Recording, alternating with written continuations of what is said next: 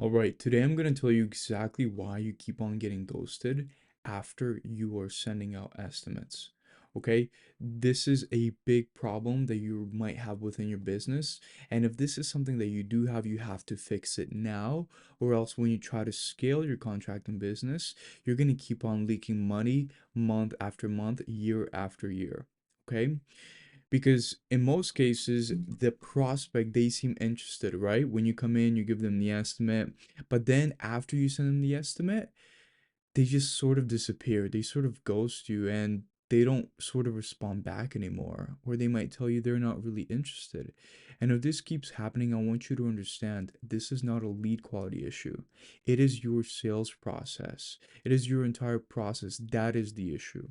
Okay, and first things first, a lot of you are sending the quote too soon. Okay, a lot of you like to send out the pricing before they were even sold.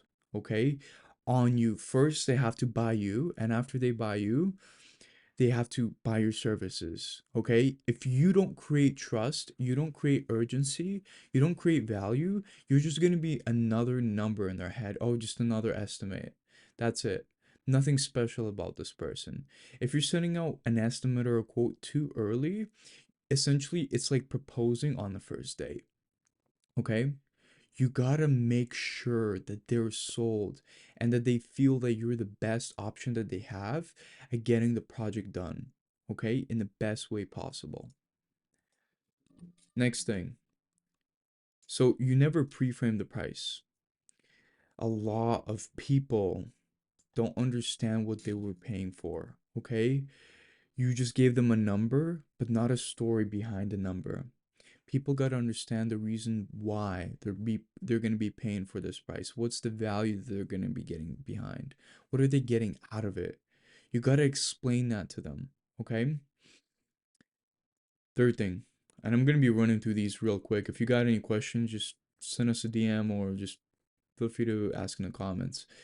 Third, you didn't handle objections, okay? Because you never had a discovery call. I'm telling you, this is probably 80% of the reasons why you're not closing deals. Okay? A lot of people are going to give you their objections on the phone call.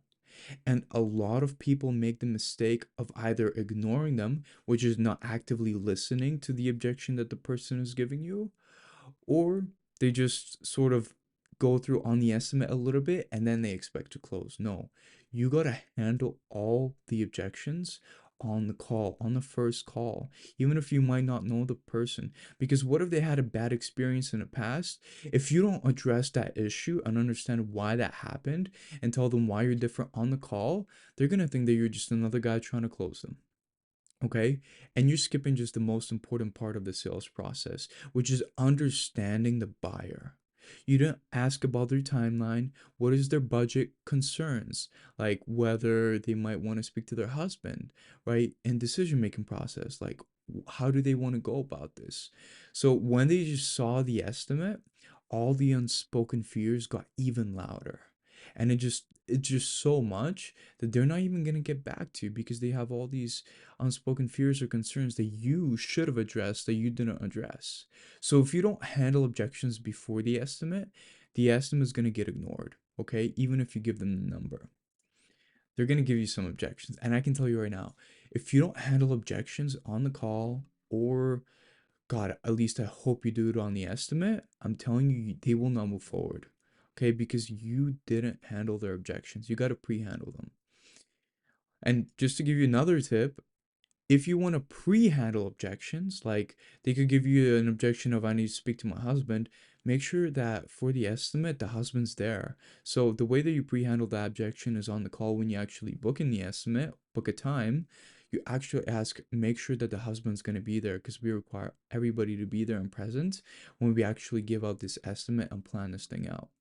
Fourth, you made it very easy to ignore you. If you just send a PDF and just waited, you didn't give a follow-up call and then send a PDF, you didn't create any urgency, you didn't, guide them on the next steps. If you didn't assume that they're gonna move forward and you didn't guide them, they're gonna drift away every time. Okay? You gotta assume that you're the best person for this job. You're the best company. There's nobody else better than you. So you gotta assume that they're going to be moving forward, because if you're the best, why wouldn't they? Right? Now, there was no deadline or action steps. So if they tell you, let me think about it, and tell them, just let me know what you think, that kills deals more than I've ever seen before. I want to think about it is a smokescreen, because if you think about it, if there is trust in place, if they trust you that you're the best person for this job, okay, pricing makes sense, okay, that the pricing is perfect, this is exactly what they're looking for, and they're not uncertain, right? They didn't have a bad experience before, or even if they had, you pre-handled that and you told them why they had a bad experience, and you didn't handle all those things. If they felt 100% certain that you were the person to do it, you were like, and they felt that you were the person with the criteria that exactly that they're looking for, and the pricing makes sense, why would they not move forward? Of course they would. It wouldn't make sense for them not to move forward, because you're exactly what they're looking for. Okay? Or they could have a little bit of fear, which once again goes back to their own uncertainty. So you got to deal with those things. Now, never, ever, ever. If somebody says, I want to think about it, you got to find out why. Because the other guy that's better at closing deals, he's going to close more deals than you, and he's going to get more business. Because he believes that he's the best person for this job. And he's not going to convince, he's going to persuade the property owner in moving forward. And that isn't pressure salesy. That is actually non pressure sales. Because what occurs when you convince somebody, you're in it for your own agenda. When you persuade somebody, you care about their agenda more than they care about it themselves, because you understand you're the best person for it, for them. Okay? So you gotta have a structure, okay? If you don't have this structure in place, you're gonna get almost no responses. Six, you never build enough trust before the estimate. So if you didn't show proof, process, or professionalism before the pricing, once again, you became a number, not a trusted expert.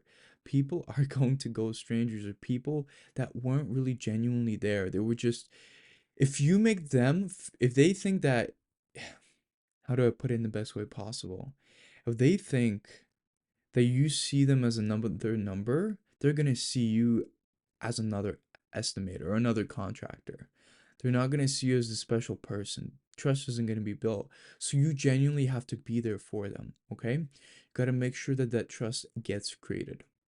Now, seventh, you didn't qualify their budget. Okay, so pre-handling objections like the budget, if you didn't ask for their budget before the estimate, you're gonna risk sending out a big estimate, or even driving an hour to them, to someone who cannot even pay that much. You gotta qualify these leads, you gotta qualify these people before you spend your valuable time on them. Okay? Because if you send somebody an estimate without, understanding their budget, it's gonna be a sticker shot. Like, sticker shock to them. They're like, whoa, this is too much. Like, you gotta ease into it, if you know what I mean. 8, you waited too long to send it. Oh, this is another really big one. Some of you just love waiting. Some of you are, some of you don't understand how important speed is when it comes to gaining and scaling your business. Some of you wait 2 to 3 days or more before sending the estimate. And then what happens by then, they've already probably had somebody else that followed up faster with them, and they move forward with them. Because people that need to get work done now, they're not going to be waiting. Okay? So the faster that you follow up, the higher that the close rate is going to be for you. Okay? Now, so what you got to do instead, you got to always start with a short discovery call where you always pre-handle the objections.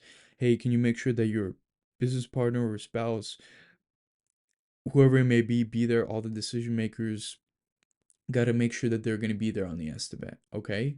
So that they don't give you like that objection of, hey, I gotta, speak to my husband, or I gotta speak to my wife, whatever it may be. So pre-frame pricing in the conversation.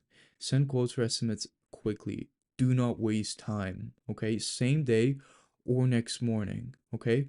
And include a personal video or voice note explaining the value.